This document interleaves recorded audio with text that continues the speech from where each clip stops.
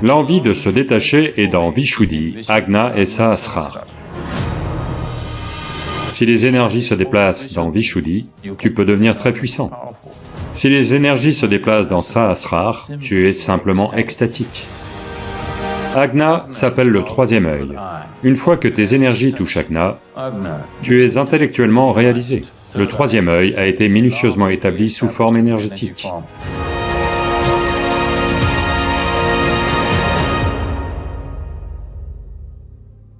Namaskaram Sadhguru.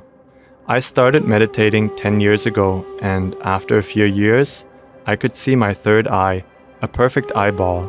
Is it real or am I hallucinating? Maintenant, il faut comprendre ceci. Ce qui est appelé le troisième œil n'est pas forcément un autre œil comme celui-ci. Ok, ça ne l'est pas. C'est juste que... Vous savez, il y a... Ok. Dans le système pranique, on a parlé de ces 72 000 nadis. Ces 72 000 nadis ont 114 points de jonction importants dans le corps. C'est comme, vous savez, dans ce bâtiment, il y a des systèmes électriques, il y a de nombreux points de jonction où beaucoup de connexions convergent. Il y a 114 points de jonction dans le corps. En général, ils sont appelés chakras. Le mot chakra signifie littéralement une roue. Mais ils n'ont pas la forme de cercle ou de roue. Ils se rejoignent toujours sous la forme d'un triangle. Les nadis se rejoignent toujours sous la forme d'un triangle.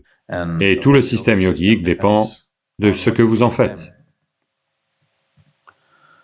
Donc, parmi ces 114, 7 sont considérés comme les points de jonction majeurs. Donc, ce sont les 7 chakras dont tout le monde parle en général. Ils sont localisés à certains endroits de votre corps. Ce sont Muladhara, Swadhisthana, Manipura, Anahata, Vishuddhi, Ajna, Sahasrara. Le Muladhara, c'est la fondation. Ceci est un centre qui est physiquement ou physiologiquement, il est localisé entre votre orifice anal et vos organes génitaux. Ça s'appelle le périnée médicalement. Si tes énergies sont principalement dans ton Muladhara, la nourriture et le sommeil seront les deux qualités principales de ta vie. Ce seront les facteurs les plus importants dans ta vie, la nourriture et le sommeil. Si tes énergies sont principalement dans ton Swadhisthana, qui est situé juste au-dessus de tes organes génitaux, ici, tu seras un chercheur de plaisir. Le plaisir n'est pas forcément le sexe et ce genre de choses. Tu es quelqu'un qui souhaite profiter du monde. C'est dominant en toi. Donc quelqu'un qui est un chercheur de plaisir, il vit un peu plus intensément qu'une personne qui vit juste pour la nourriture et le sommeil. Oui? Donc, ce sont juste différents niveaux d'intensité de la vie. Au fur et à mesure que l'intensité augmente, votre capacité à faire l'expérience de différentes dimensions de la vie passe d'un domaine de la vie à un autre. Si tes énergies passent dans le Manipuraka, ou si elles sont plus dominantes dans le Manipuraka, tu es un faiseur dans le monde. Tu veux faire des choses. Tu es peut-être un homme d'affaires, tu es peut-être un politicien, ou quelque chose qui demande de beaucoup faire, vous savez? Tu es un faiseur. Si les énergies se déplacent dans le Anahata, c'est le centre créatif, tu deviens une personne créative. Tu es peut-être un artiste, ou au moins tu as des tendances. Tu n'as peut-être pas atteint Hollywood, mais... Vous savez, tu veux créer plus que simplement manger et dormir ou chercher du plaisir à l'extérieur. Tu aimerais faire quelque chose. Il y a de la créativité en toi. Une personne, disons un artiste, en général, sa vie peut être considérée un peu bizarre pour d'autres gens, mais ils font l'expérience de la vie un peu plus intensément que, disons, un homme d'affaires. Oui? C'est un autre niveau d'intensité. Le mot anahata signifie non frappé. C'est le son non frappé. C'est la rencontre entre le bas et le haut. Tous tes instincts de survie sont dans les 3 chakras du bas. La préservation de soi est dans le Manipuraka, le Swadhisthana et le Muladhara. L'envie de se détacher de tout ça et de s'en aller au-delà est en Vishuddhi, Agna et Sahasrara. Anahata est le point de rencontre. Donc Anahata, le symbolisme est la rencontre de 2 triangles. Vous avez vu ça? L'étoile de David, tout vient du Anahata. Ok? C'est le symbole du Anahata. La rencontre de 2 triangles allant vers le haut et vers le bas. Parce que ce sont 2 dimensions différentes de la vie. L'une répond au besoin de se préserver, l'autre répond au besoin d'aller au-delà. Dans ta tête et ton cœur, tu as des envies d'aller au-delà, mais dans ton corps, tu as des envies de préserver. Donc si les énergies se déplacent dans Vishuddhi, c'est un centre de puissance, tu peux devenir immensément puissant. Des individus très puissants. Quand je dis puissant, pas forcément physiquement ou financièrement ou autre. Les gens peuvent être puissants de très nombreuses façons. Rien que la façon dont ils se tiennent debout, certains sont puissants, certains ne le sont pas, n'est-ce pas? Oui. Voyez, pas besoin de la moindre action. Vous demandez à 10 hommes de se tenir debout ici, rien que la façon dont ils se tiennent, certains hommes sont puissants, certains ne le sont pas, n'est-ce pas? Ce n'est pas forcément du fait de leur activité, juste leur façon d'être. Ils n'ont pas à poser pour quoi que ce soit, simplement leur façon d'être, ils ont de la puissance. Si tes énergies se déplacent dans Agna, tu es intellectuellement réalisé, tu vois les choses clairement, tu vois toute chose telle qu'elle est. Une fois que tu commences à voir toute chose telle qu'elle est, tu es en paix. Donc Agna est appelé le 3e œil, parce que tu vois les choses telles qu'elles sont. Ces 2 yeux sont très trompeurs. Ils te font voir les choses de la manière requise pour ta survie. Ils ne te permettent pas de voir tout tel que c'est. Une fois que tes énergies touchent Agna, maintenant tu vois les choses telles qu'elles sont, tout tel que c'est. Maintenant, c'est pour cela que ça s'appelle le 3e œil. Sahasrara est le 7e chakra. Il n'est pas dans le corps, juste à l'extérieur du corps. Pour la plupart des gens, il est en sommeil, et il n'est pas actif. Si un peu de sadhana entre dans ta vie, si tu l'actives d'une certaine façon, ou du fait d'un mode de vie très intense, il peut devenir actif. Si les énergies se déplacent dans Sahasrara, tu vas devenir inexplicablement, déraisonnablement extatique. Simplement, comme un fou, tu es extatique. Si vous venez à Bhavaspandana, vous verrez. Simplement, sans raison, tu vas déborder d'extase. Tu ne sais simplement pas ce qui se passe. Juste sans raison extérieure, tu es simplement extatique, simplement parce que tes énergies touchent Sahasrara.